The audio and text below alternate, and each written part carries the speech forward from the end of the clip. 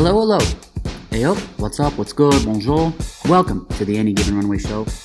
I'm your host, Randall Carlton Brown. Any Given Runway celebrates the exploration of new cultures by highlighting some of the most artistic, athletic, tenacious, basically unique and interesting people in the world. Everyone has a story, each person a scholar.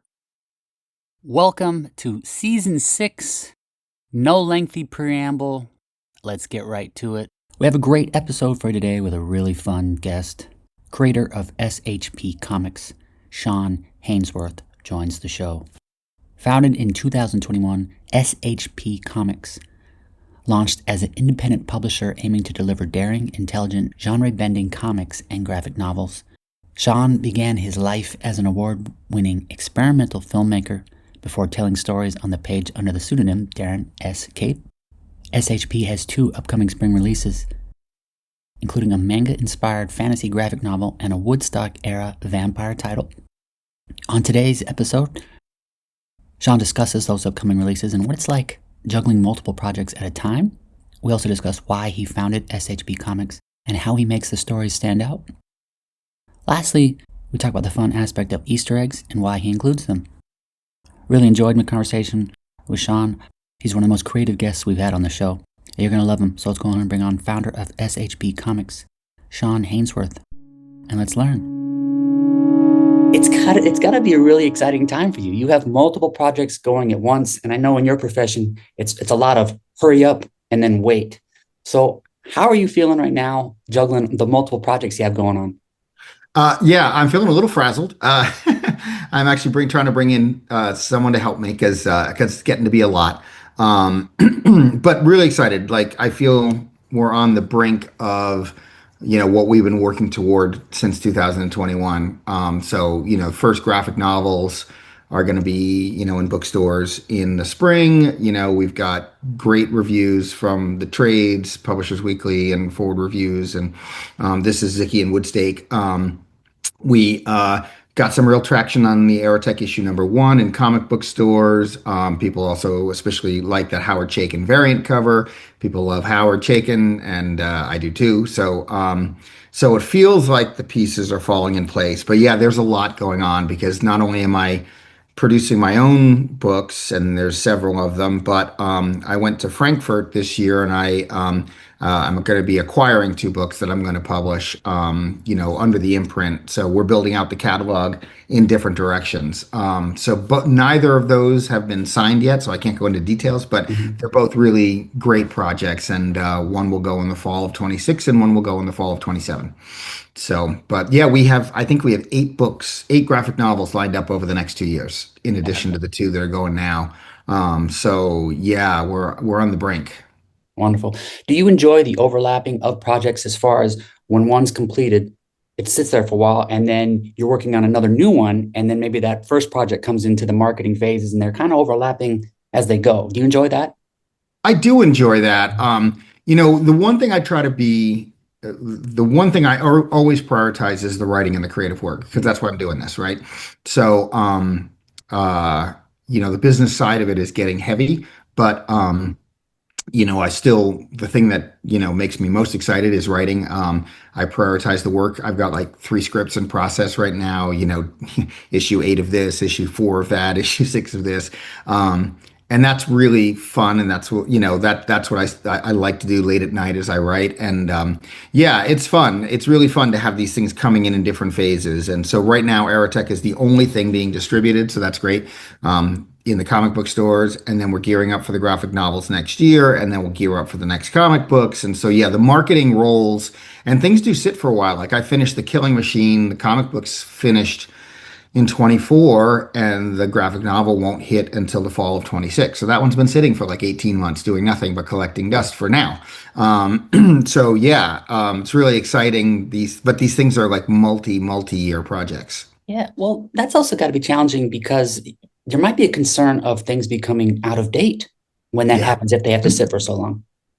I guess, yeah. I mean, I think the stories that I write or that I gravitate to are not, super contemporaneous. Like, I mean, The Killing Machine is a sort of a, thought-provoking, like cerebral sci-fi, in the spirit of Arthur C. Clarke, that sort of thing. So more classic sci-fi. And I think that big idea sci-fi is pretty solid, right? Like there's Yeah. just certain people that love big idea sci-fi and are always going to love big idea sci-fi. Yeah, I don't think I've written anything that I feel like has a short shelf life at Yeah. this point. Yeah, I'm drawn to stories I think that have like kind of a, you know, sort of a deeper thematic connection or touch, kind of a more core aspect of human experience or storytelling so that they're not, driven by, ripped from the headlines, that kind of thing. You mentioned you enjoy the writing, the creative aspects of it. How much of it in advance do you look at maybe an artist rendition of your own drawings or from a different artist? Do you look at the art of it first and then write? Do you write first, or is it kind of depend on Yeah, the so project I you're working have on? no artistic ability Okay. whatsoever. So I draw Okay. nothing except I'll draw like stick figure wireframes when I'm trying to communicate an idea of layout or something. But yeah, no, it starts for me with the story. And then it's all about finding the right artist. And that's a hard process.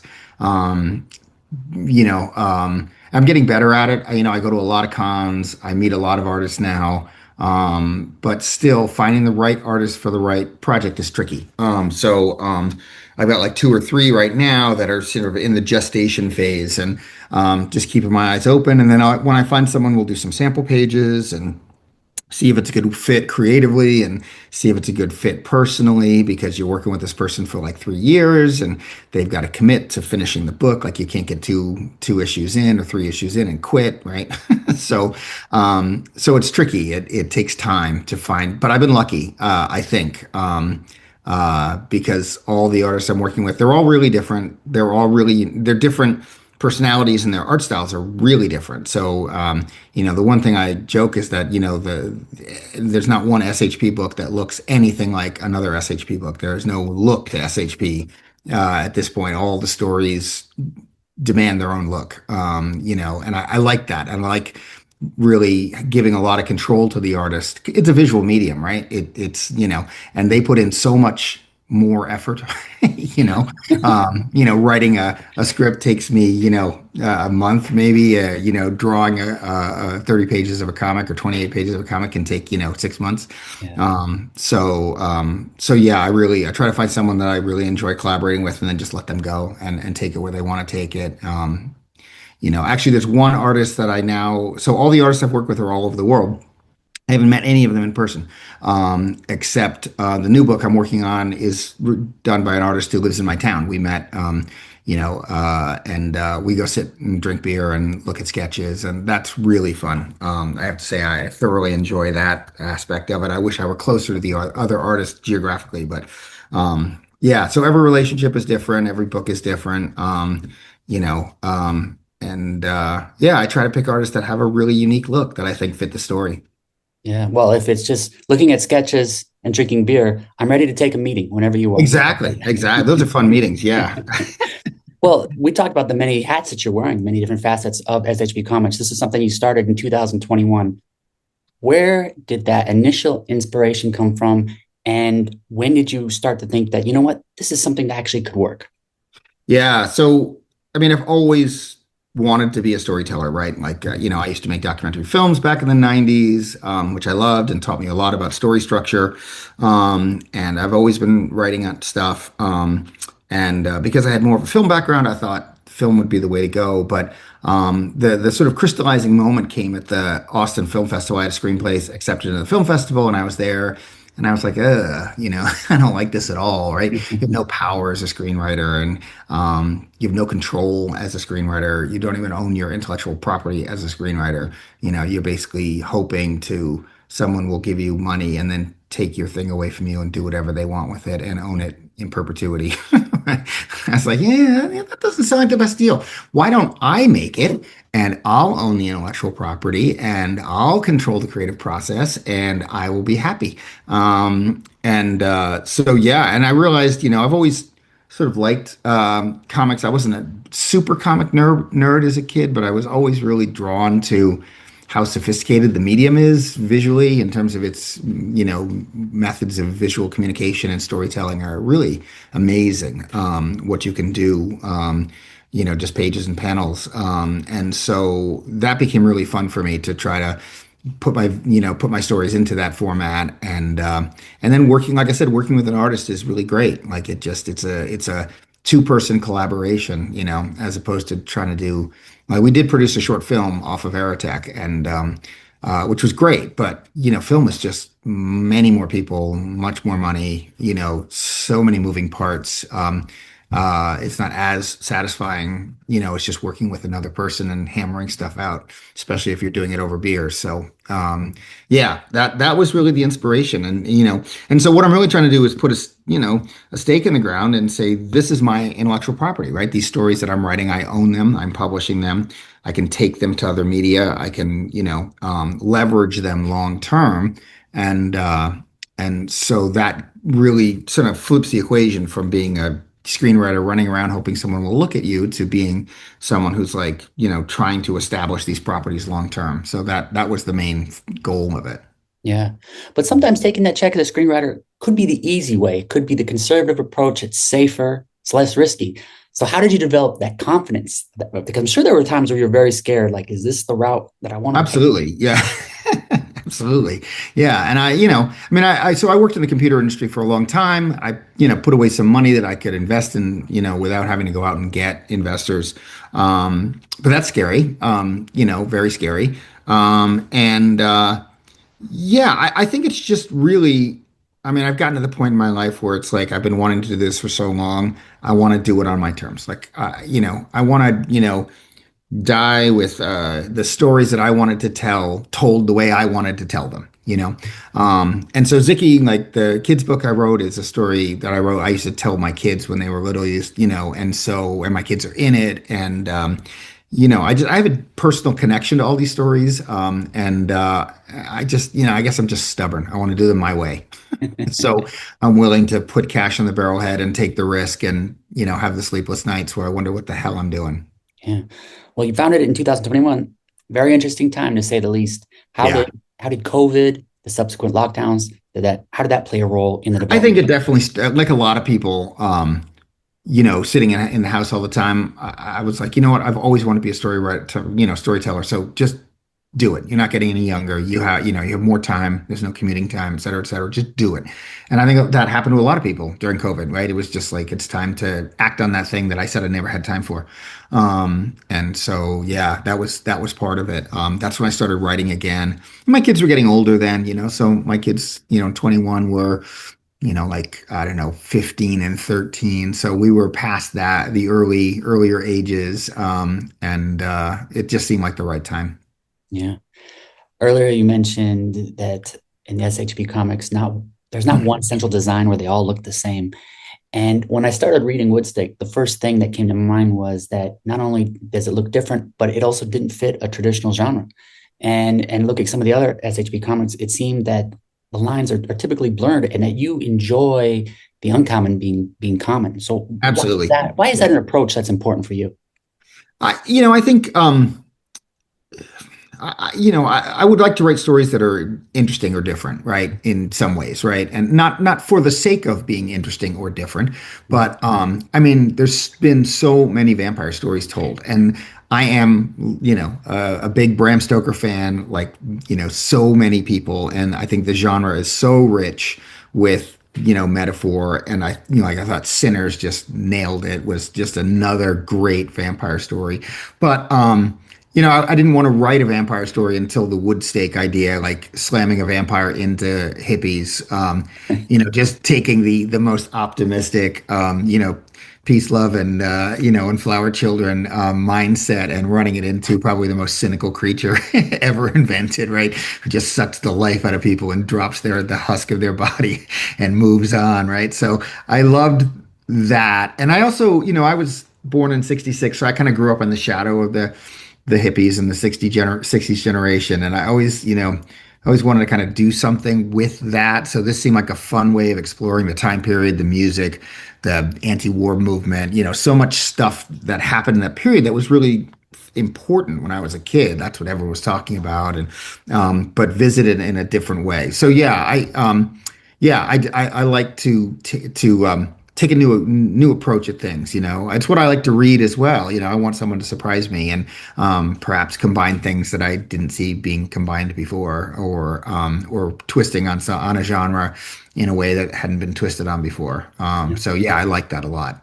Well, I think in Woodstock, you did a great job of capturing not only Woodstock and everything, but the times of the 60s. You have some pages where the characters are talking about the Vietnam War, and I thought you did a great job of that. I'm more curious about the brainstorming sessions, those initial sessions, because it's an idea that is so far out there. It's very outlandish, it's very audacious, but it also must have been like so much fun to create. It must have just been a blast because you're throwing things out there. It's like, wait a minute, this can work, and let's keep going with it. So tell me about more about the brainstorming session because it seems like a Yeah. lot of So fun. Did you enjoy what the process? happened? Yeah. Yeah, I was reading so Michael Lang was the original organizer of the first Woodstock, and he wrote a book called The Road to Woodstock. And I was reading that book at one point, and it was all about how they put the festival together, and these meetings. They tried to find a location and having these town hall meetings with these, the older generation that was like, I don't want these hippies and these drug users coming into our community, and everything they had to do to put that festival together.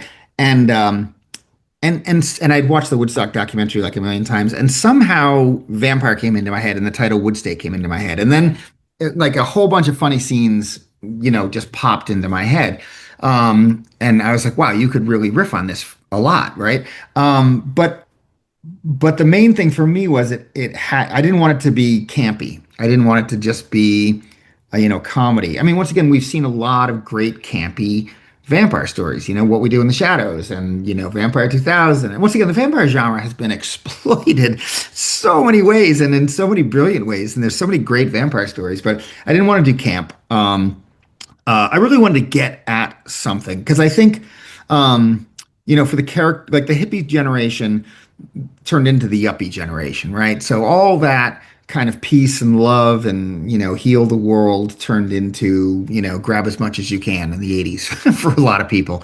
And but the people who really believed in that the true believers, who really did want to make a change and make the world a better place. I thought there was something really interesting there about how, and Nina, of course, is my hero, and she's the one who really embodies that. And so I wanted to make it scary. I wanted to make it a horror story that wasn't campy. Like I wanted, first of all, it to be scary, right? And I wanted the vampire to be a real scary vampire. And then I wanted it to be sort of about something, about how we care for one another, as opposed to the pure cynicism and power grabbing vampire, that something in that 60s ethos of peace and love and helping one another would be the thing that would help fight back. And so that was the idea that started to allow me to put the pieces together. And then I could insert all the funny scenes, right? Because there were so many funny scenes. Like, immediately I knew the vampire had to feed on somebody who had just dropped LSD, right? That that had to happen. And there were just just a lot of things that I knew were going to be fun, but I wanted to hang them on a structure that worked and told a bigger story. So that was what took the time. And I went through multiple iterations. Like the first version of the screenplay, I didn't have the prologue. I didn't start in 1927. Um, and I really did have to kind of move things around. And that's the other joy. Sorry, I'm bouncing from topic to topic, but of being my own writer slash editor is like I can go back and change things. The Killing Machine I restructured like 5 times. I was like, I don't like this opening. I want to change this. I want to move this around. I will pay an artist to redo these pages. And because I want to get the story just right. And so with Woodstake, yeah, that whole prologue came after I had, done the Kickstarter for the first 2 issues, sold them at my local comic book store, talked to people who had bought them, was still noodling with the idea. And then I was like, oh, I got to go back. I got to set this up better. So, yeah, it was a long journey to get there. How did you choose the music, music references, I should say? Yeah. So, well, partially there's songs that I love from that time period. That's what I was figuring. Yeah. Yeah. But also, what was great is I did a lot of research on the festival. Every band, at what time they played, the layout of the festival, how long it would take to get from here to there. I wanted it to be as accurate as possible. Like this could have happened, and a few people disappeared at the festival, but otherwise it could have happened, right? So yeah, and it was great. Like the bands come on at the right time. And there was some great serendipity, So when everything's coming to a head, at the end of Saturday night, who's on the playlist but Creedence Clearwater, and what's on their set but Bad Moon Rising, right? Yeah. So that worked. Yeah. Richie Havens starting the festival off with Freedom, the song that he kind of riffed. Just a lot of the music fit, but it all happens at the right time. Like when Jimmy plays, on Sunday morning, Jimmy played on Sunday morning. Joan Baez played on Friday night. Those songs were used at the right time. But there's so many great songs, and the set list was pretty big, so there was a lot to choose from, and I could fit something that served the story for the most part. Are you listening to that style of music while writing? I don't listen to music when I write, or if I do, I don't hear it. I kind of get in that deep flow zone where my wife comes up and asks me a question, and and then later I forget that I answered her or told her that I would take the trash out or something. Yeah. And then, I told you. I know. I'm sorry. I heard it, but I didn't hear it. This next sentence, at first, it might sound like it means nothing to this conversation, but I think you'll get what I'm about to say. My car is named Beatrice. Now, what I love about your projects is that you're a very well-read individual, and it shows, it comes out in your projects. There's so many Easter eggs, and I'm reading Zicky, and midway through Zicky, Dante Alighieri pops up out of nowhere. I love it. I had to go back and triple check, like, what is this? I know. And he says, "Have you seen Beatrice?" And he not only says it, but he says it in Italian or in Latin. Blew my mind. Probably my favorite page of I'm so glad that blew your mind and that's your favorite page. Because I was like, I really want to do this, but this is a kid's book. Nobody's going to get this except the adults. And in a way, putting it in Italian was better, because then the kids will just read it as a spirit talking nonsense, right? Or something that they're not supposed to understand. But yeah, of course, when you go to the spirit world where there are lost spirits, Dante's going to be floating around still looking for Beatrice, right? And that was just one of the many examples of your Easter eggs. And these are obviously intentional. You're obviously having fun with them. So can you tell me more about the process of how you choose them? And again, I love them. I was looking forward to them. And sometimes they just kind of pop into my mind. So like in Zicky, there's have you finished Zicky? Yes. Yeah. So there's the Wizard of Oz reference. Did you get the network reference at the end? I'm mad as heck. Yeah, I'm as mad as heck. I'm not going to take it anymore. Didn't he say I'm a darn instead of, you changed the word slightly. I changed, I'm as mad as heck instead of mad as hell, and I'm not going to take it anymore. Yes.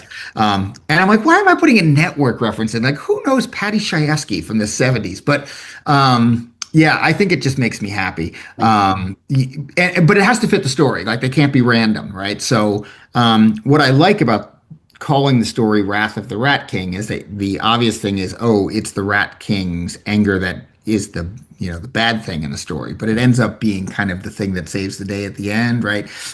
So I like twisting things around. I like subverting expectations, and so when the Rat King explodes, it just seemed natural that he would say, "I'm as mad as heck, and I'm not going to take this anymore."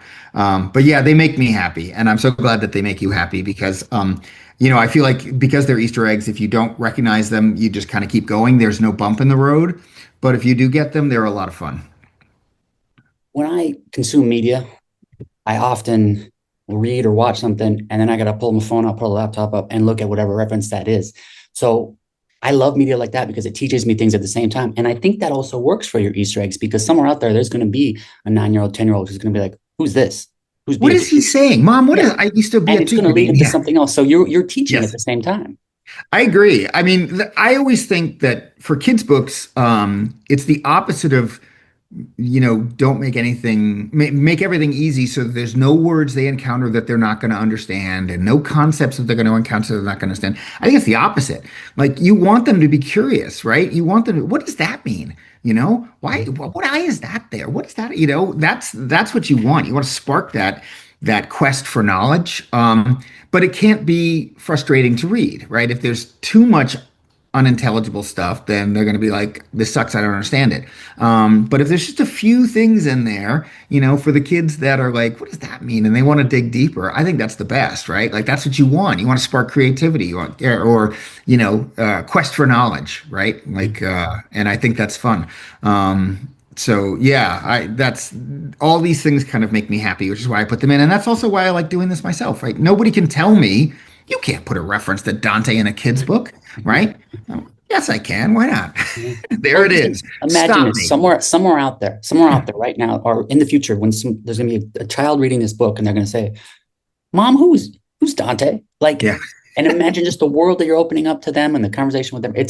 That's gotta make you feel great, and I'm so excited. I'm so pleasant, so wonderful on that. I feel we were in the golden age of comics.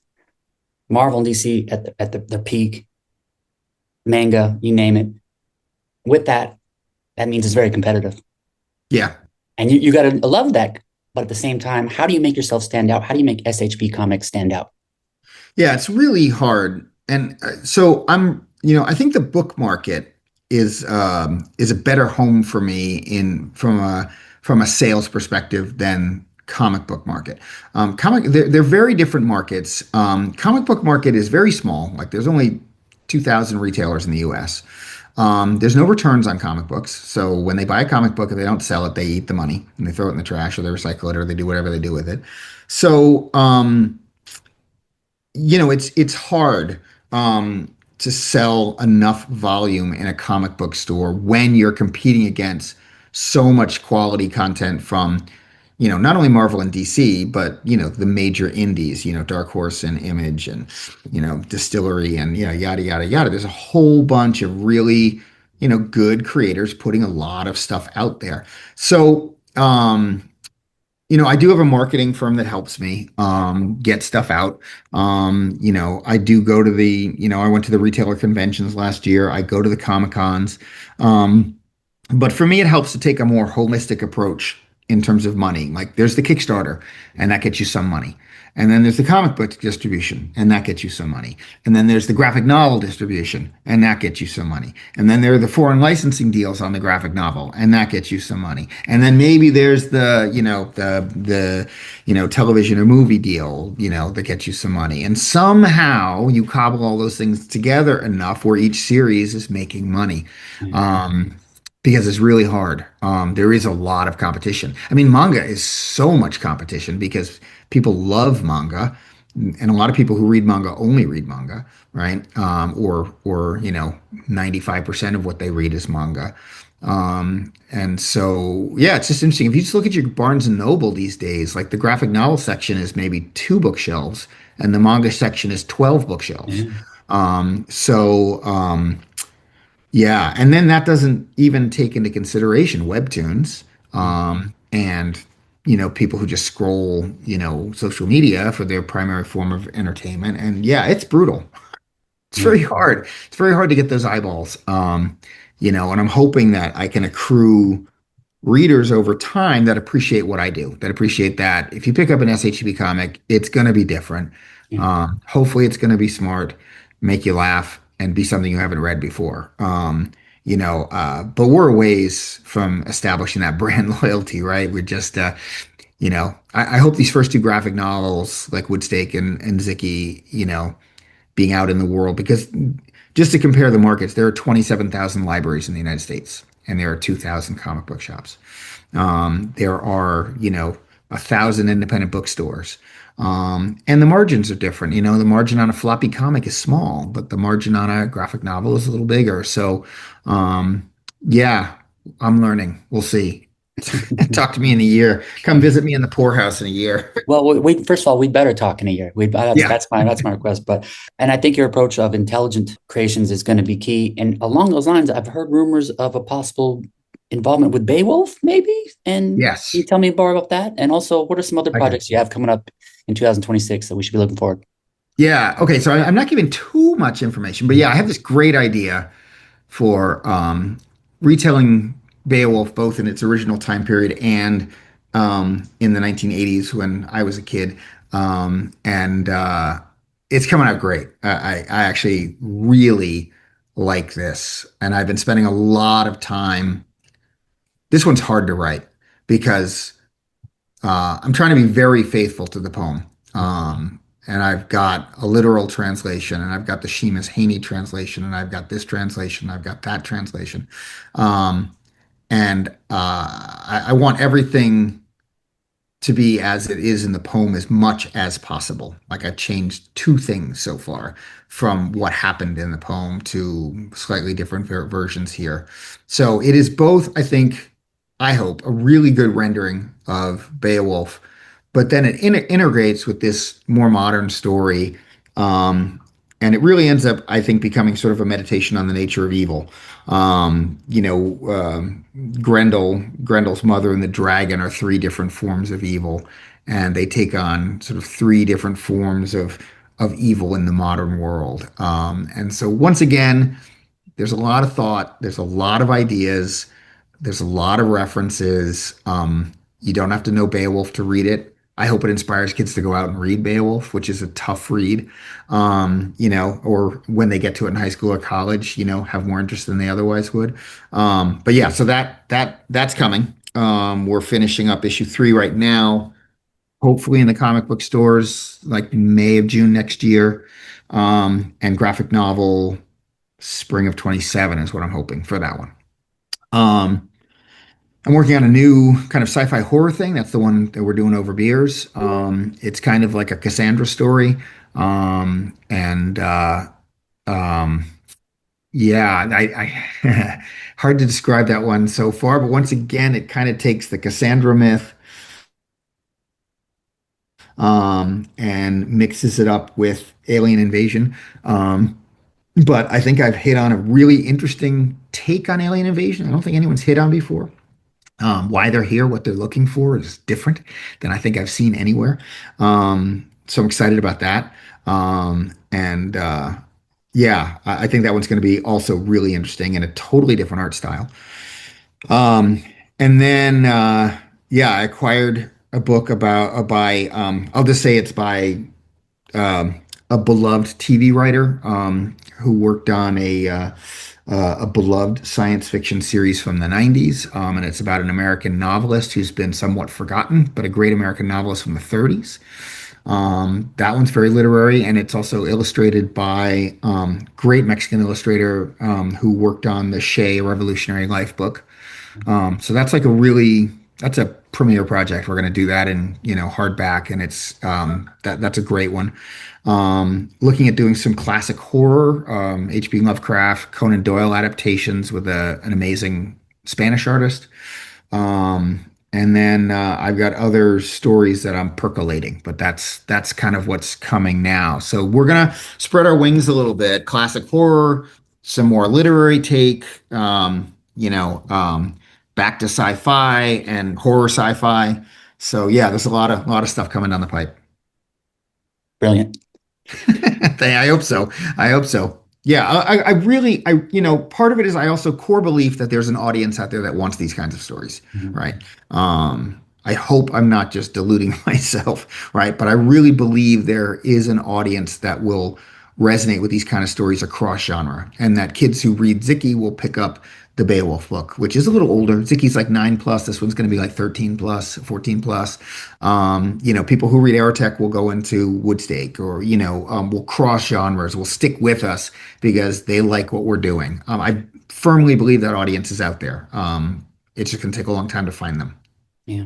And I know that you're going to enjoy the process. I hope so. Yeah.